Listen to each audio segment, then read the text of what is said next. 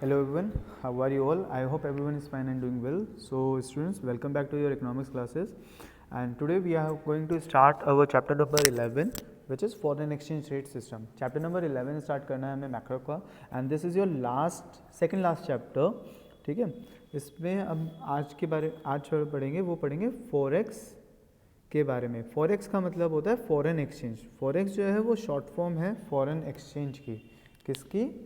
Foreign exchange की।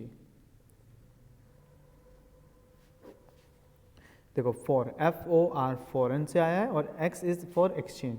तो foreign exchange का मतलब क्या होता है? तो फॉरेन एक्सचेंज का मतलब होता है फॉरेन करेंसी। क्या होता है? Foreign currency, that is currency of other country than ours. हमारी कंट्री को छोड़ के जो बाकी की कंट्री है, अगर उनकी करेंसी के हम बारे में बात करें, that is forex of foreign currency. उसे बोला जाएगा फॉरेक्स या फॉरेन करेंसी। ठीक है, शॉर्ट फॉर्म में फॉरेक्स होता है और फुल फॉर्म में फॉरेन करेंसी और फॉरेन एक्सचेंज। तो ये क्या होता है? Currency other than our country's currency. Currency other than domestic currency. जैसे कि इंडिया की करेंसी क्या है? इंडिया की करेंसी है rupee. India has the currency of rupee which has the symbol of this R, ये वाला जो सिंबल है इंडियन रुपी का। एंड इससे अलग अब जो भी करेंसी होंगी वो हमारे लिए सारी फॉरेक्स होगी, चाहे वो US डॉलर हो, चाहे वो इंग्लिश पाउंड हो, या फिर कोई और कंट्री की करेंसी। रशियन रूबल हो गया, जापानीज येन हो गए, ये सब हमारे लिए फॉरेन करेंसी का पार्ट हो गए। तो फॉरेन एक्सचेंज रेट, अब जो आपका नेक्स्ट टॉपिक है फॉरेन एक्सचेंज रेट, वो क्या होता है? Foreign exchange rate. Foreign exchange rate का मतलब होता है वो rate, the price which is paid for the price which is paid for 1 unit of forex। जो फॉरेक्स की एक यूनिट के लिए पे किया गया है, द प्राइस विच यू पे फॉर 1 यूनिट ऑफ फॉरेक्स, उसे बोलते हैं फॉरेन एक्सचेंज रेट। मान लो जैसे कि अभी अगर हम प्रेजेंट की बात करें तो एट प्रेजेंट डॉलर जो है वो 70 रुपीज़ का है। एट प्रेजेंट एग्जाम्पल ले रहे हैं, at present $1 is for 70 rupees. तो हमें 70 रुपीज़ पे करने पड़ेंगे फॉर $1। 70 रुपीज़ पे करने पड़ेंगे for $1, and this will be the price of US dollar. और ये क्या हो जाएगा? US डॉलर का प्राइस हो जाएगा, जिसे हम फॉरेक्स रेट बोलते हैं, फॉरेन एक्सचेंज रेट बोलते हैं। क्या बोलते हैं? Foreign exchange rate, foreign exchange rate. Clear? चलो, अब जो नेक्स्ट टॉपिक है, नेक्स्ट है इसके अंदर topic foreign exchange rate system, जो कि आपका चैप्टर है foreign exchange rate system. Foreign exchange rate system यानी कि वो सिस्टम जिस सिस्टम से ये जो प्राइस है वो डिसाइड होता है, वो सिस्टम जिस सिस्टम से ये प्राइस डिसाइड होते हैं। तो इसके दो सिस्टम बने हुए हैं। There are two system for this. One is one is flexible exchange rate system. एक तो फ्लेक्सिबल एक्सचेंज रेट सिस्टम होता है और एक होता है आपका फिक्स्ड एक्सचेंज रेट सिस्टम। ये दो सिस्टम होते हैं, flexible exchange rate system and fix exchange rate system. अब इनके अंदर क्या क्या होता है वो करना है। तो फ्लेक्सिबल एक्सचेंज रेट सिस्टम के अंदर जो प्राइस होते हैं या रेट होता है, द प्राइस और the rate is decided on the basis of market demand and supply. Market demand and supply of forex, on the basis of market demand and supply of forex. अगर मान लो demand ज़्यादा है forex की, demand of foreign currency ज़्यादा है, तो prices भी बढ़ेंगे, यानी कि फॉरेन एक्सचेंज रेट भी बढ़ जाएगा। क्या बढ़ जाएगा? फॉरेक्स रेट भी इंक्रीज हो जाएगा अगर डिमांड ज़्यादा है, और अगर सप्लाई ज़्यादा है, सप्लाई ऑफ फॉरेक्स ज़्यादा है, तो जो फॉरेक्स रेट है वो डिक्रीज़ हो जाएगा, फॉरेक्स रेट डिक्रीज़ हो जाएगा। आगे समझ में? तो ये तो हो गया फ्लेक्सिबल वाला, जिसमें चेंज हो सकते हैं मार्केट की डिमांड और सप्लाई के बेसिस पे, यानी कि चेंजेबल है। कैसा है? चेंजेबल। चेंजेबल का मतलब कम ज़्यादा हो सकते हैं इसमें प्राइसेस, ये नहीं है कि फिक्स हो गए, कांस्टेंट हो गए, इसमें प्राइसेस इजीली कम ज़्यादा चेंज हो सकते हैं। हो गया clear? Differentiate. So it is on the basis of demand of forex and supply of forex। ये fx मतलब शॉर्ट फॉर्म के लिए forex के लिए लिखी हुई है और कुछ नहीं, ठीक। अब फिक्स एक्सचेंज रेट क्या है? Fix exchange rate is not dependent on market demand and supply. Market demand और सप्लाई के ऊपर डिपेंडेंट नहीं होता। यहाँ पे जो प्राइसेस होते हैं वो कांस्टेंट होते हैं, या फॉरेक्स रेट जो होता है, फॉरेन एक्सचेंज रेट, ये कांस्टेंट होता है। Forex rate is constant, fixed है, जो हो गया सो हो गया, इसमें कोई भी चेंज नहीं होगा। फॉरेक्स रेट में कोई चेंज नहीं है, नो चेंज, ठीक है। एक बार जो डिसाइड कर दिया वो डिसाइड कर दिया, and it is decided by government. कौन डिसाइड करता है इसे?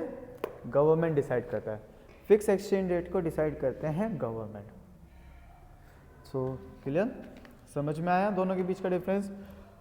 पहला फ्लेक्सिबल एक्सचेंज रेट, जिसमें प्राइसेस डिमांड एंड सप्लाई के बेस पे होता है। डिमांड ज़्यादा, प्राइस ज़्यादा, डिमांड सप्लाई ज़्यादा, प्राइस कम, ये चेंजेबल होता है, और ये डिमांड और सप्लाई के बेसिस पे है। इसमें गवर्नमेंट का कोई रोल नहीं है, no role of government, no role of government. और इधर it is not dependent on the market demand and supply. Forex rate constant होता है, कोई चेंज नहीं होता उसके अंदर, एंड ये गवर्नमेंट डिसाइड करते हैं, इसमें मार्केट का कोई रोल नहीं है। अब हमें नेक्स्ट टॉपिक करना है, विच इज़, इनकी डिटेल में क्लासिफिकेशन पढ़नी है। अब फ्लेक्सिबल के अंदर 2 रेट होते हैं और फिक्स्ड के अंदर 2 हैं, ठीक है। फ्लेक्सिबल के अंदर 2 हैं और फिक्स्ड के अंदर 2 हैं। तो सबसे पहले फ्लेक्सिबल वाला पढ़ लेते हैं।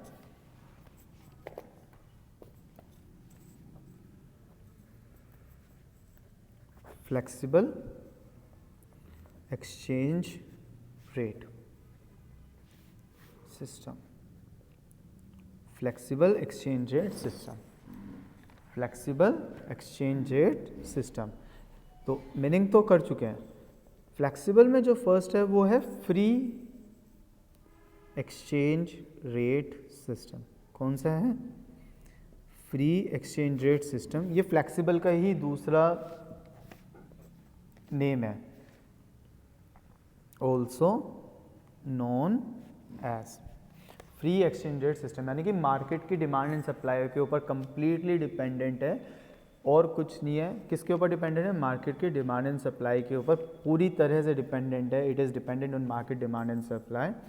इसी वजह से इसे, जैसे कि ये देखो, ये क्वांटिटी है, ये प्राइस है, ये इधर डिमांड कर्व, इधर सप्लाई कर्व, ये हो गया इक्विलिब्रियम यहाँ पे, और ये हो गया अब हमारा फॉरेक्स रेट। क्या हो गया? Forex rate. कि इतना, मान लो यहाँ पे 70 है, तो दिस इज फॉरेक्स रेट, और ये क्वांटिटी हो गई, ये हो गई क्वांटिटी। तो इसी वजह से डिमांड और सप्लाई के ऊपर बेस होने की वजह से इसे बोला जाता है equilibrium exchange rate, equilibrium exchange rate, और par value of exchange rate, par value of exchange rate, PAR। Par means at maximum possible, or whatever the thing is at equilibrium, that is par exchange rate or par value of exchange rate। तो आपने flexible के 4 names पढ़ लिए, that is flexible exchange rate which is also known as free exchange rate, equilibrium exchange rate और par value, ये चारों एक ही चीज़ के नेम हैं। आपकी बुक में गिवन है बाय द रेड लाइन, ठीक है, करके दिया हुआ है। इसके बाद अब नेक्स्ट टॉपिक जो है वो है determination of free exchange rate system, determination of free exchange rate system। and the point to remember is ये टॉपिक इस साल के लिए डिलीट हो गया है, ये टॉपिक इस साल के लिए डिलीट हो चुका है। सीबीएसई ने 30% सिलेबस में रिड्यूस करने में इस टॉपिक को डिलीट कर दिया था आपके लिए। तो you do not have to study about this determination of free exchange rate system, इसके लिए आपको नहीं पढ़ना है। तो जितने भी अब इसमें बुक में ग्राफ्स हैं वो यहाँ पे इस determination of free exchange rate system से रिगार्डिंग वो आपके डिलीट हो चुके हैं। So you need to study only about 2 topics over here. One is currency appreciation and second is currency depreciation. अब आपको ये 2 टॉपिक पढ़ने हैं बस, बाकी सारा कुछ जितना भी डिटर्मिनेशन है वो डिलीट हो चुका है। नाउ ये 2 टॉपिक्स के लिए जब यहाँ पे ये टॉपिक ख़त्म होगा डिटर्मिनेशन वाला, तो बुक में टेबल दे रखा है एक डिफरेंशिएट का, ठीक है। एक तरफ करेंसी डेप्रीसिएशन है, एक तरफ करेंसी एप्रीसिएशन है, वो वाला आपको टेबल स्टडी करना है और कुछ स्टडी नहीं करना है, और एक बस इनके डेफिनेशंस हैं वो स्टडी करनी है। तो आगे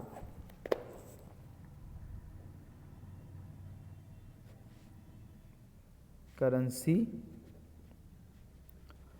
depreciation, currency depreciation। Now what is currency depreciation or what do you mean by currency depreciation? currency depreciation का मतलब क्या होता है? देखो depreciation वर्ड का मतलब होता है डिक्रीज होना, depreciation का मतलब होता है डिक्रीज होना वैल्यू में, वैल्यू का डिक्रीज होना। सो वैल्यू डिक्रीज, तो करेंसी डेप्रिसिएशन क्या होती है? When the value of domestic currency is decreased in respect to forex, foreign currency।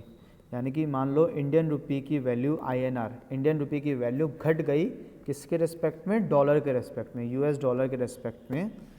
That is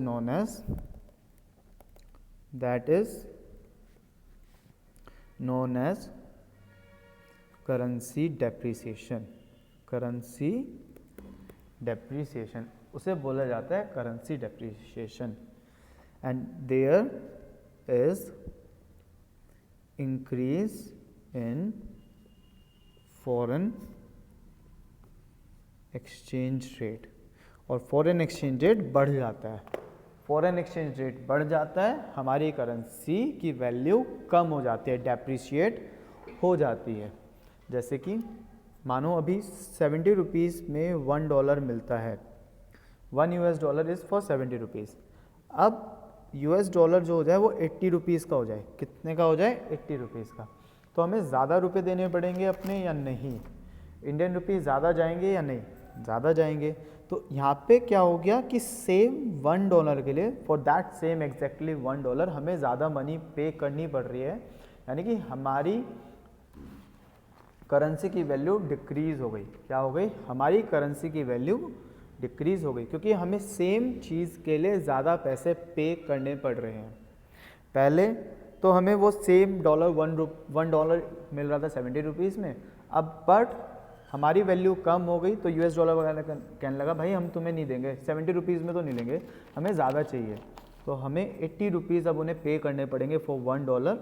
and this is the situation of currency depreciation. किसकी situation है? Currency depreciation की ये situation होगी कि हमें ज़्यादा पैसे पे करने पड़ रहे हैं सेम डॉलर के लिए, तो हमारी इज्जत, हमारी वैल्यू डोमेस्टिक करेंसी की कम हो गई। तो बस ये ध्यान रखना, डेप्रिशिएट में डोमेस्टिक करेंसी की वैल्यू घटती है और फॉरेन एक्सचेंज रेट बढ़ जाता है। क्या हो जाता है? फॉरेन एक्सचेंज रेट बढ़ जाता है। जैसे मान लो पहले कोई $10 की चीज़ थी, फॉर एग्जांपल $10 का कोई भी सामान था, वो हमें 700 रुपये में मिल रहा था, लेकिन अब उसी सेम $10 के सामान के लिए हमें 800 रुपये पे करने पड़ेंगे। तो ज़्यादा पैसे देने पड़ रहे हैं या नहीं देने पड़ रहे हैं? सो इससे बोला गया करेंसी डेप्रिशिएट हो गई, हमारी करेंसी की वैल्यू चली गई, कम हो गई, हमें अपनी जेब से ज़्यादा पैसे खर्च करने पड़ते हैं। तो करेंसी डेप्रिसिएशन के केस में हमारा जो एक्सपोर्ट है वो बढ़ जाता है और जो इंपोर्ट है वो डिक्रीज़ हो जाएगा। एक्सपोर्ट बढ़ जाएगा और इंपोर्ट डिक्रीज़ हो जाएगा। कैसे? देखो, बाहर से हम सामान मंगा रहे थे $10 का, पहले 700 रुपये पे कर रहे थे, अब 800 करेंगे, यानी कि अब हमें ज़्यादा पैसे देने पड़ रहे हैं। तो हम कहेंगे भाई महंगा हो गया, छोड़ दे, रहने दे, नहीं मंगाते। लेकिन अब बाहर वाला जो इंडिया से पहले मान लो 700 रुपीज़ का कोई सामान खरीद रहा था $10 में, अब उसे सेम 700 रुपये के लिए $8 8 पॉइंट समथिंग देने पड़ेंगे, तो उसे तो हमारी चीज़ें सस्ती पड़ेंगी, तो वो हमसे एक्सपोर्ट ज़्यादा करेगा। तो करेंसी डेप्रिसिएशन में क्या होगा? एक्सपोर्ट बढ़ जाएगा और इंपोर्ट कम हो जाएगा। ठीक है? और करेंसी डेप्रिसिएशन का meaning a condition when domestic currency is decreased, the value of domestic currency is decreased in respect to the foreign currency and there is increase in the forex, और forex में होता है increase. और इसके reason हो सकते हैं या तो सप्लाई डिक्रीज हो गई या फिर डिमांड बढ़ गई, या तो सप्लाई डिक्रीज हो गई या फिर डिमांड बढ़ गई। ठीक है? अब नेक्स्ट करना है हमें, नेक्स्ट टॉपिक है currency appreciation. Okay, next topic is currency appreciation. Now currency appreciation का मतलब क्या है?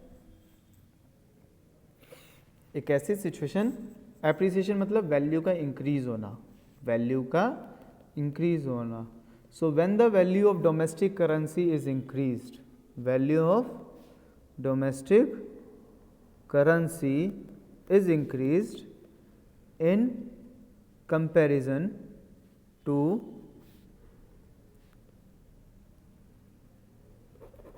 in respect to forex, in respect to forex, forex के रिस्पेक्ट में हमारी कंट्री की करेंसी की वैल्यू बढ़ गई।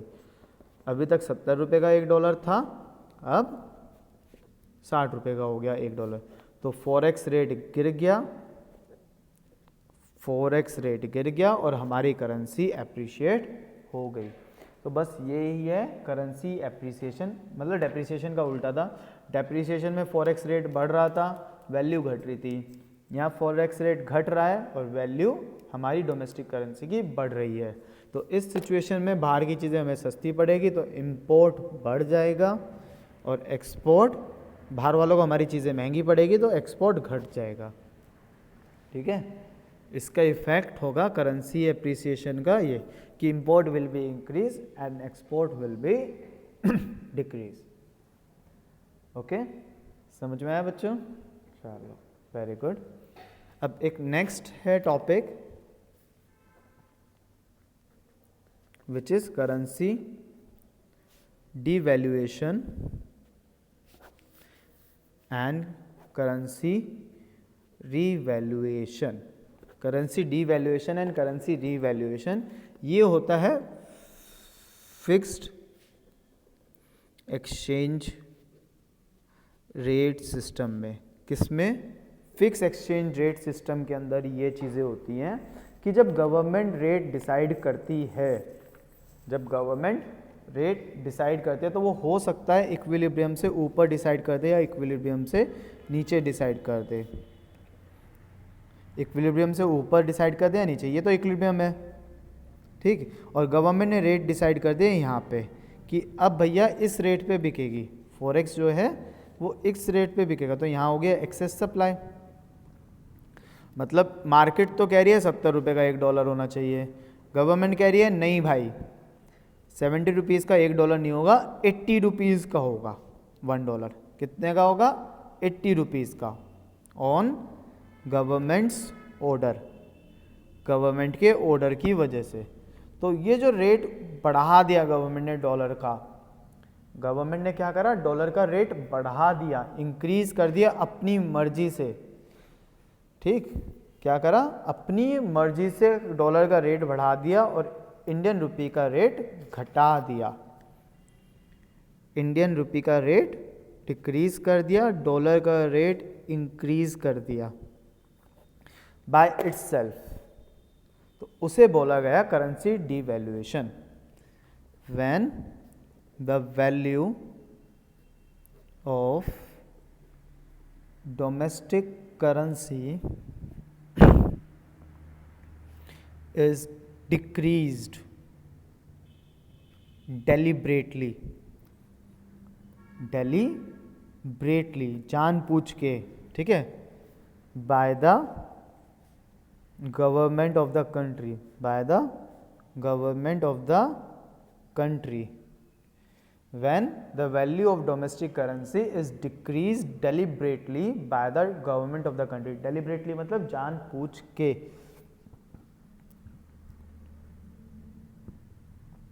and the market forces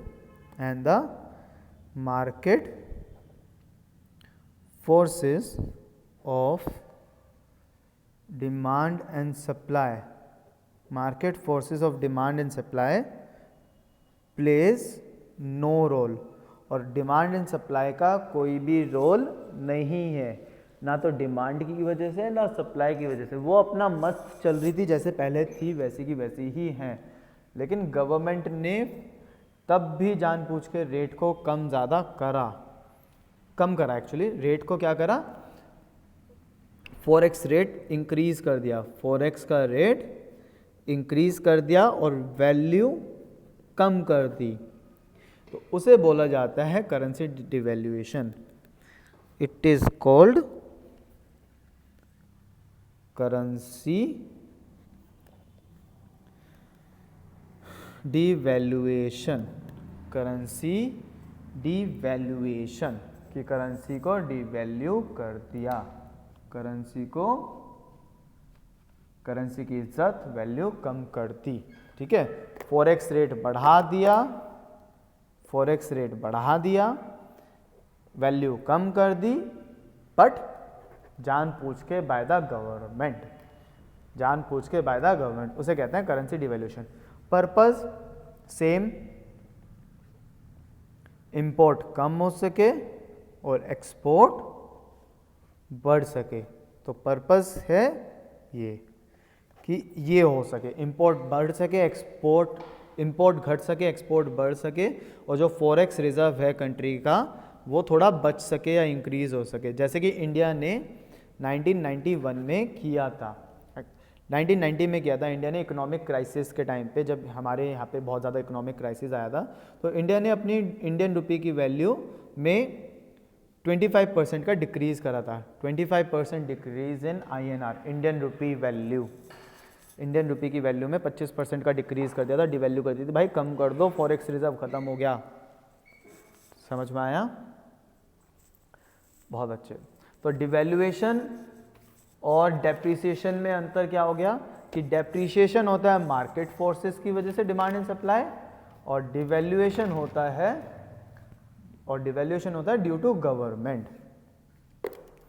तो depreciation demand and supply of forex की वजह से होता है, और डिवैल्यूएशन गवर्नमेंट की मर्जी की वजह से होता है, ठीक है, डिवैल्यूएशन किसकी वजह से होता है, गवर्नमेंट की मर्जी से, ओके। अब रिवैल्यूएशन पढ़ लो। अब देखो डिवैल्यूएशन समझ में आ गया, तो रिवैल्यूएशन में तो समझने में कुछ बड़ी बात है ही नहीं, ये यहाँ पे सप्लाई है, ये यहाँ पे डिमांड है, गवर्नमेंट कह देती है भैया इक्विलिब्रियम रेट ये था, हम तो यहाँ रखेंगे, इक्विलिब्रियम रेट यहाँ पे मान लो 70 है, गवर्नमेंट कहते हैं 60 पे मिलेगा, कितने पे मिलेगा, 70 की बजाय 60 पे, तो ये हो गई एक्सेस डिमांड की सिचुएशन, इसे बोला गया करेंसी रीवैल्यूएशन, की करेंसी की वैल्यू को बढ़ा दिया। तो करेंसी रीवैल्यूएशन की डेफिनेशन हो गई, currency revaluation means when the government of the country deliberately increases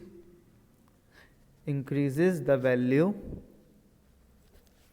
of domestic currency, increases the value of domestic currency, example Indian rupee, increases the value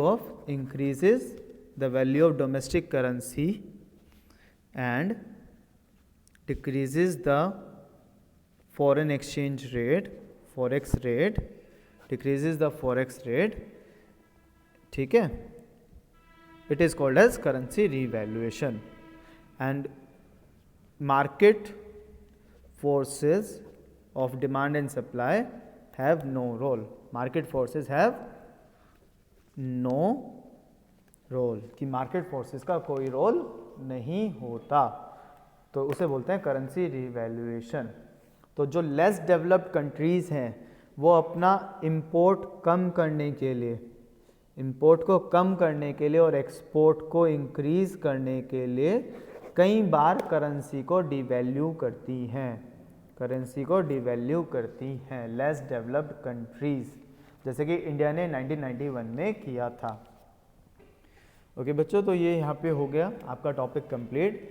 अब आपका इसके अंदर सिर्फ छोटे छोटे 3 या 4 टॉपिक रह गए, छोटे तो नहीं है लेकिन हाँ 3 या 4 टॉपिक हो गए, लेकिन ये आपका आधा चैप्टर ऑलमोस्ट यहाँ पे कवर हो गया. कुछ CBSE ने काट दिया और बाकी हमने पढ़ लिया. तो इसके बाद जो आप पढ़ोगे नेक्स्ट, वो पढ़ोगे नेक्स्ट लेक्चर के अंदर फिक्स एक्सचेंज रेट के अंदर 2 सिस्टम है वो पढ़ोगे, तो उसे करेंगे हम नेक्स्ट क्लास में. आज के लिए अब के लिए इतना ही. Okay everyone, thank you, have a good day, take care.